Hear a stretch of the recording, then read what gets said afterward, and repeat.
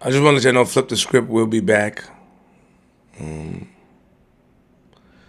had some surgery, so I haven't been around for a while, but I'm healed and we'll be back stronger than ever.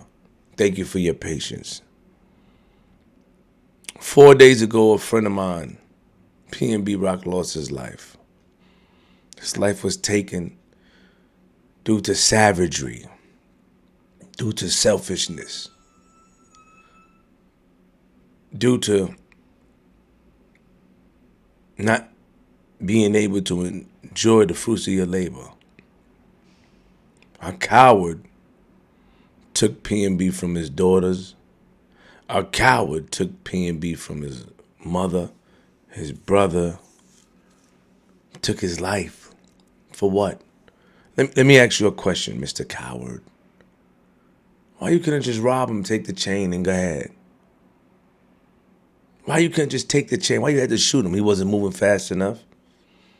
After you shot him, you took the chain and stuff anyway. To watch the chain, you removed everything anyway. Why you had to shoot him for? Oh, because you want to live up to East Coast dudes losing their life in LA? Is this the new thing? Why did you have to shoot him?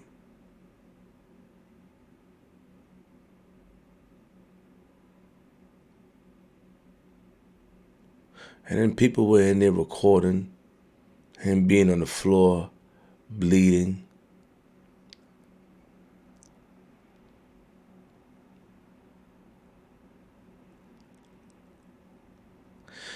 I'm going to keep it real, though. I think it's more to the story than the whole posting on Instagram. I'm just being honest.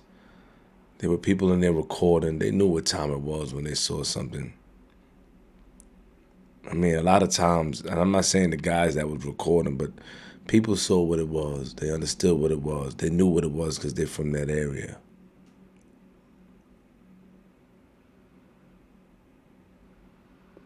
But let's go with the story that they posted. They said PNB Rock posted a post. His girl posted a post. Now, I don't know nothing about his girl. I don't know nothing about her. I heard he took her Instagram a couple of times because it's of the same posting thing. This is all alleged. She posted where she was at, and this thing's happened. I don't know. But here's what it is. I mean, I see a lot of people, even from LA, talking about checking in. Now, checking in has been around since ancient times, where a king, if he's going into another city, he will tell the other king to receive hospitality, protection, to receive royal understanding. Or if a king sends one of his esquires, whatever the word is, they'll receive the same thing. Because you don't know where you have to go, you don't want to turn the wrong turn. I think today's day, as far as checking in, is just to build these guys' portfolio, to make it seem like they're so powerful that they're so powerful and what they do or to their neighborhood. Because you don't even want to look powerful to the streets, to the little guys you need to run, or to your team. That's what you want to look powerful to. Because there's some people that you can call and they make sure you're good, that has honor, that don't consider it checking in. But other people want to, you got to check in with me before they move around to build this whole facade of a gangster. You see, checking in has to come naturally. Checking in has to come. A person has to feel comfortable calling you. But when you put this label of checking in and making it seem like a human man can move around a free city without being attacked, then that's when it becomes blurry. Ego and pride allow us to use these labels as checking in. Let me go in a little deeper. Checking in. Now I have a lot of family in LA. A lot of people in LA show me love. I love LA. Nice people. Official too. And when I say nice, I'm not taking away from their gangster. But these people that have this gangster foreshadow on them. If you get to know them, they're really down to earth people. Of course, the environment and all that other stuff plays into it, but that's not what I'm here to do.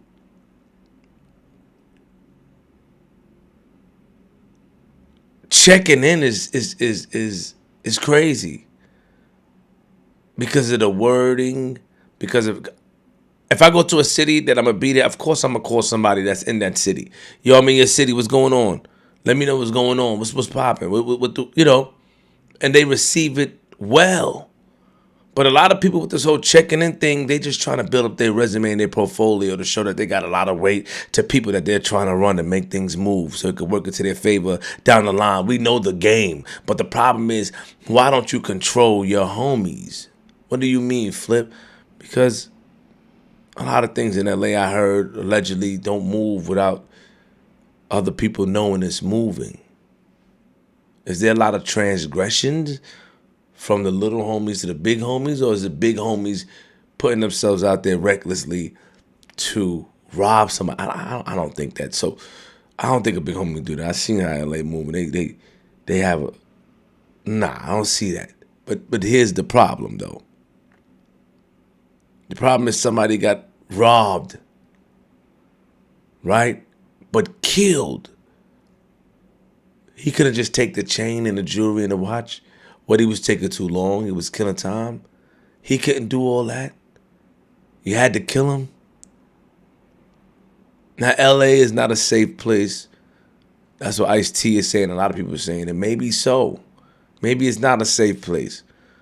But should all the good people, all the honorable stand-up dudes in LA, the gangsters in LA that have honor with them, that if you get booked, because you could have robbed them, somebody could have knew him, called you, like, yo, we want that thing back, and y'all could have built a bridge and a gap amongst each other and an understanding.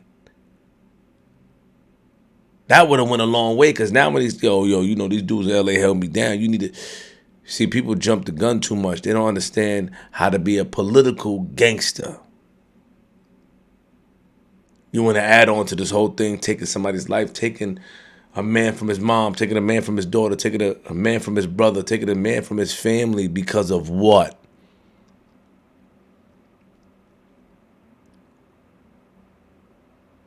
PNB Rock was a solid dude. I remember doing the video I did with him in the car with his daughter. That was his idea. It was his idea to bring Milan in the car. It wasn't mine. Shout out to his brother. It was his idea. And then when I told him, the whole world is mad at me, he said, don't worry about it, Flip, we going up. Then he brought me into the meetings with Atlantic Records, and he co-signed me, which in turn made me build a long, extensive relationship where I was able to make a lot of money with them. A guy that walks into the room and smiles and is happy. A guy that walks into the room and he's just about bringing everybody together. You couldn't just talk to him, take that off, and you had to take his life. To do what? Is it a bigger message you trying to send? I'm talking to the coward that did it. Are you trying to send a message, homie? You feel good? This ain't gonna fall on the whole of LA. Nah, because that's what you trying to do. You trying to make it a bigger thing like it's nah.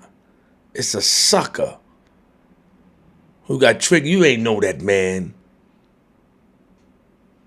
And it's not his first attempt this is not his first time of people attempting to rob him.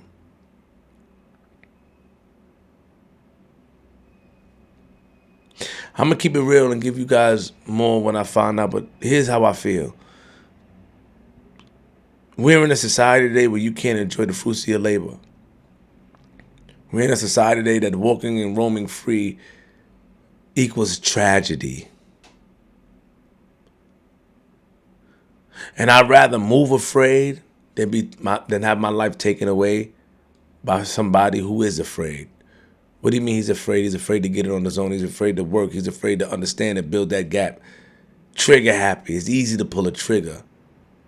But it's harder to sit down and make an understanding or have an understanding with somebody else. He didn't have to go like that. You know it. I know it. We all know it.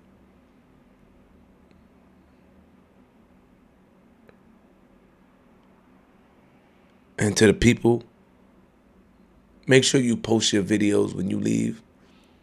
Make sure you post your videos when you leave, because we can't move around here safe. We can't walk free. Rest in peace, P&B. I wanted to wait a while till I come live because I was sick.